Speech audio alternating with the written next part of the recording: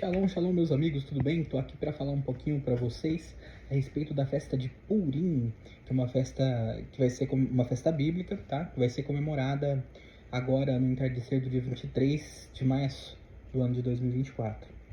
Cada ano, como vocês já sabem, as festas mudam de data no calendário gregoriano por conta das festas serem marcadas no calendário hebreu ou judaico, tá?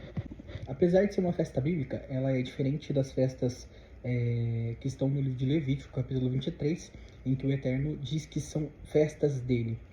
A festa de Purim, por outro lado, é uma festa que celebra um acontecimento histórico, assim como a festa de Hanukkah. E ela traz coisas muito bonitas para a gente nos dias de hoje, explica muitas coisas que a Escritura, por um momento, deixa em aberto para nós. Então eu achei interessante falar um pouquinho a respeito dela para vocês. O significado principal da festa é uma salvação que foi dada ao povo de Israel, na época já conhecido como judeus, das mãos de um homem muito malvado.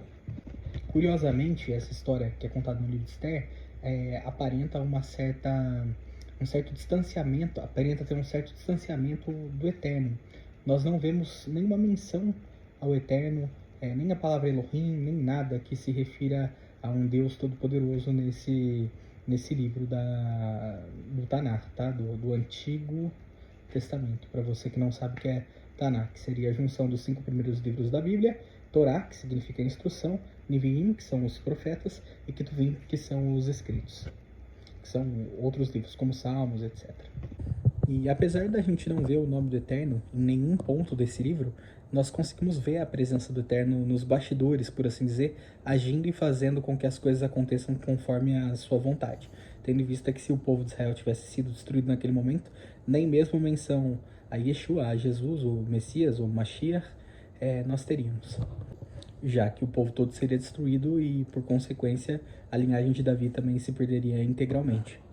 O fato do Eterno se ocultar, de imediato, já nos remete a uma profecia feita em Deuteronômio, capítulo 31, versículo 18, em que o Eterno diz que ele ocultaria a sua face dos filhos de Israel caso eles cometessem diversos pecados.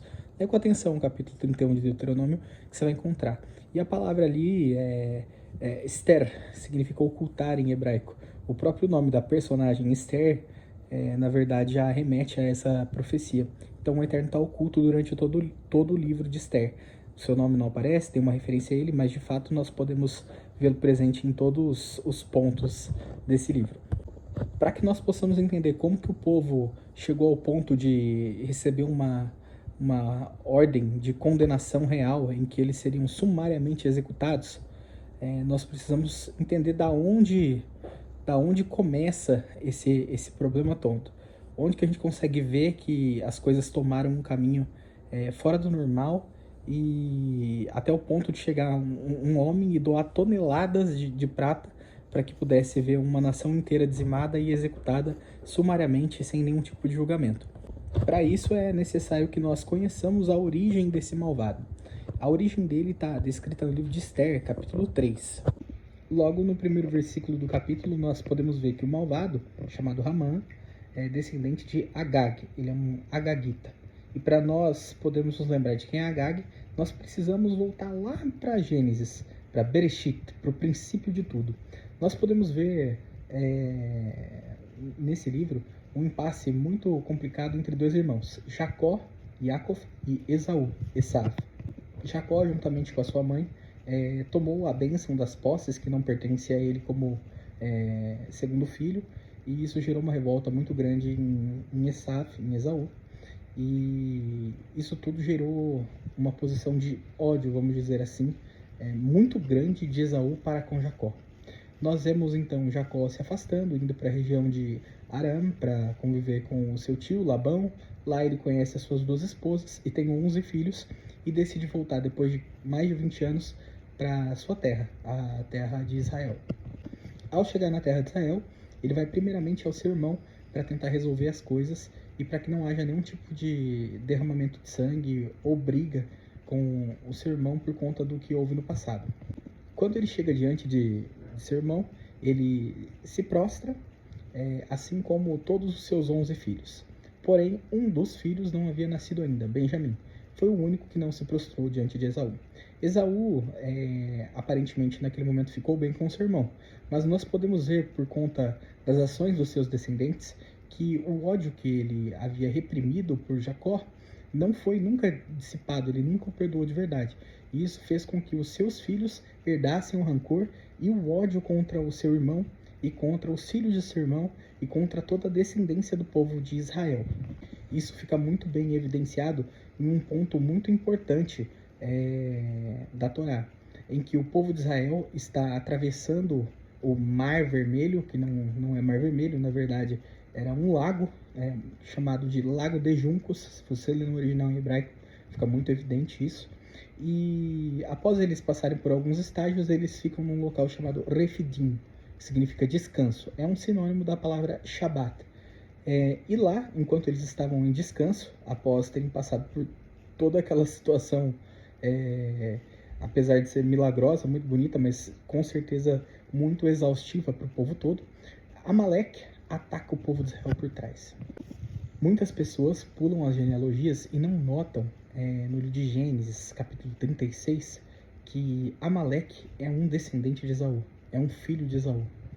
Nós chamamos de filho porque no hebraico antigo não existe a palavra para neto, é filho menor. Mas se você for dar uma olhada com atenção no capítulo 36, versículo 11, você vai ver que ele era um filho de Esaú. Então nós temos aí o povo amalequita, de graça, atacando o povo de Israel, tendo vista que o povo de Israel passou longe das suas terras. Eles não acamparam próximo a Amaleque, mas Amaleque fez questão de sair de onde estava para poder dizimar o povo de Israel. Por isso o Eterno faz uma promessa muito contundente de que riscaria completamente Amaleque do mapa e não haveria mais lembrança ao seu nome, ou seja, não haveria mais descendentes para Amaleque na terra. Como todos os filhos de Israel, todos os filhos de Jacó, os 11 filhos, se curvaram perante Esaú, essa tarefa de eliminar Amaleque, para que ela fosse uma coisa, digamos assim, honrada, deveria partir por conta de um filho que não se ajoelhou. E o único que não se ajoelhou foi Benjamim, filho do sul, ou filho da destra. De fato, foi o único filho que nasceu na terra de Israel, né? Nasceu no sul da região de Arã. Então, Benjamim teria essa missão, não Benjamim em si, mas os seus descendentes teriam a missão de eliminar Amaleque da face da terra. Essa missão passou para um benjamita, o primeiro rei de Israel, Shaul, ou rei Saul. E o rei Saul recebeu a missão do profeta Samuel de ir até os amalequitas, governados por Agag, olha lá, o antepassado de Ramã, do malvado que a gente acabou de ver no livro de Esther, capítulo 3, versículo 1, e dizimar completamente Amaleque da face da terra. Tudo, boi, bichinho, tudo que ficasse no território de Amaleque deveria ser riscado do mapa. Todas as pessoas, não importa quem fosse, todos deveriam ser sumariamente executados. Saul, todavia, prefere não cumprir a palavra do Eterno e acaba por deixar Agag vivo. E não só Agag, mas a sua família. Foi uma cortesia de um rei para um rei. E ele não mata Agag, e a sua família também não é executada. Isso aí foi um erro tremendo que ele cometeu, justamente porque ele contrariou diretamente uma ordem do Eterno. E ele fala que ele pegou os melhores bois, tudo mais, para fazer sacrifícios ao Eterno. E aí tem aquela célebre frase em que disse que o Eterno não quer holocaustos, mas sim obediência. Na verdade, é bem mais bem-vindo a obediência do que o holocausto, justamente porque o holocausto é uma correção, o sacrifício é uma correção da falta de obediência, da desobediência, que é de fato o pecado. Justamente o transgredir a instrução do Eterno, ou seja, a Torá, é o pecado. No caso, a orientação foi para matar todos os amalequitas e ele deixou um vivo. Saul pagou muito caro pelo seu erro. Ele perdeu o trono, como a gente sabe, o trono foi dado ao rei Davi, e nós vemos também o próprio rei Saul perdendo todos os seus filhos, exceto um, uma batalha no Monte Gilboa, uma batalha muito entristecedora, em que ele vê todos os seus filhos mortos. Ele tenta se matar, se jogar sobre sua lança e não consegue morrer. E aí passa uma pessoa, um viajante, no caminho, e o vê lá, naquela situação. E ele pede para essa pessoa matá-lo. E a pessoa se identifica: eu sou um amalequita. Então nós vemos aí um descendente de Agag, e esse homem vai lá e executa rei Saul. Ou seja, no momento de sua morte, vendo todos os seus filhos mortos, tendo fracassado até mesmo em se matar, ele é morto pelas mãos de um amalequita que ele decidiu poupar. Pois bem, esse ódio perdurou, geração após geração. Os amalequitas voltaram a ter descendência, a ter filhos e viraram um povo novamente. Nós vemos aí, não como de maneira nacionalizada, mas haviam muitos descendentes, inclusive o Haman. Só por via de curiosidade, é bom nós notarmos também que Mordecai, que é o que vai combater o malvado Haman, e Esther, Hadassah, também são da tribo de Benjamim, dando aí continuidade ao final do que Saul começou e deveria ter ido até o fim conforme o Eterno pediu. Nessa noite de sábado nós vamos ler essa história de maneira completa, então eu não vou dar spoiler da história.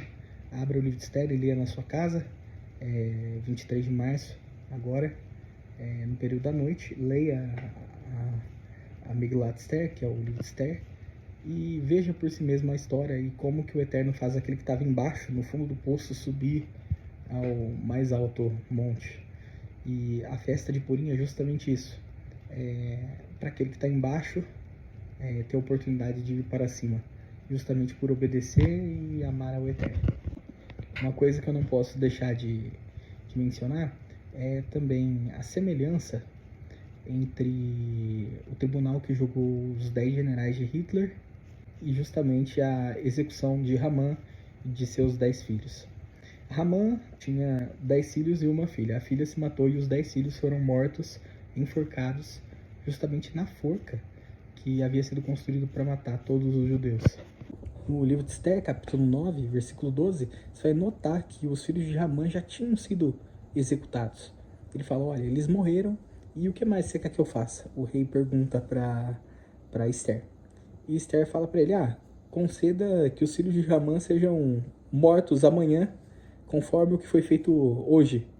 Dá uma olhadinha no texto, você vai notar que os filhos de Haman já tinham sido executados. É como se ela estivesse pedindo para que esses filhos de Haman fossem mortos novamente na forca. Curiosamente, um pouco acima, nós temos a listagem do nome dos filhos de Haman. Nós temos 4 letras com tamanho diferentes.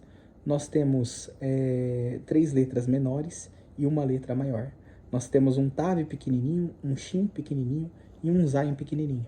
E nós temos um Vav bem grande. Eu vou colocar uma foto aqui para vocês verem. Agora, para quem já tem algum conhecimento em hebraico, em Gematria, que é o valor numérico das letras hebraicas, consegue notar claramente uma profecia escondida nesse ponto aí do Tanakh. Olha que coisa bonita. O Vav grande, que é o número 6, ela maior representa o 6º milênio. As outras 3 letrinhas também têm valores numéricos. O Shin 300, o Tav 400 e o Zayin 7. Se nós somarmos tudo isso, nós vamos ver o ano 707 do 6º milênio, ou seja, ano 5707. Se nós colocarmos o ano 5707 do calendário judaico ou hebraico e avaliarmos com relação ao calendário gregoriano, vai dar o ano de 1946, que é o ano em que os generais de Hitler foram executados, condenados por um tribunal militar e mortos. E olha que coisa curiosa, assim como a filha de Haman se suicidou e 10 foram enforcados, 10 filhos foram enforcados, um dos generais se suicidou e outros 10 foram enforcados, mesmo tendo sido condenados por um tribunal militar, que claramente deveriam ter condenado eles à morte por fuzilamento. E pasmem, não foram mortos por fuzilamento, e sim por enforcamento. Estava aí uma profecia, então, mostrando que Haman morreu. A maldade desses homens era tão grande que eles conheciam a fundo a cultura judaica, e conheciam a Bíblia, e conheciam também a história de Haman. Um deles, antes de morrer, grita Purim 1946, que seria o ano 5707 do calendário judaico. A festa, então, é comemorada com fantasias, porque assim como as coisas saíram do esperado completamente, a sorte mudou, assim a gente se veste com fantasias, é opcional, é claro, e também para ocultar a face, assim como o Eterno ocultou a face do povo nessa época, apesar de ele estar agindo, e assim como Esther também ocultou a sua verdadeira identidade judaica do rei para se tornar rainha. Nós lemos então o livro de Esther, e a cada vez que se cita o nome de Haman, a gente bate, faz barulho para o nome dele ser não ser lembrado, não ser ouvido. E assim não ficar nas memórias das pessoas, porque ele não merece isso da parte de ninguém. Tá aqui então o que a gente faz nessa festa. Também tem pessoas que costumam trocar comida entre familiares, para pessoas necessitadas, dar presentes para essas pessoas. E aí eu deixo um recado: se você precisa que alguma coisa se transforme muito, muito, muito mesmo na sua vida, é uma excelente data para pedir ao Eterno para que faça isso. Então, um beijo para você, um abraço para você. Espero que você comemore a festa, se você quiser, que você leia o livro de Esther e tire mais ensinamentos ainda desse ponto tão bonito aí da Bíblia. Um beijo, um abraço a todos, shalom.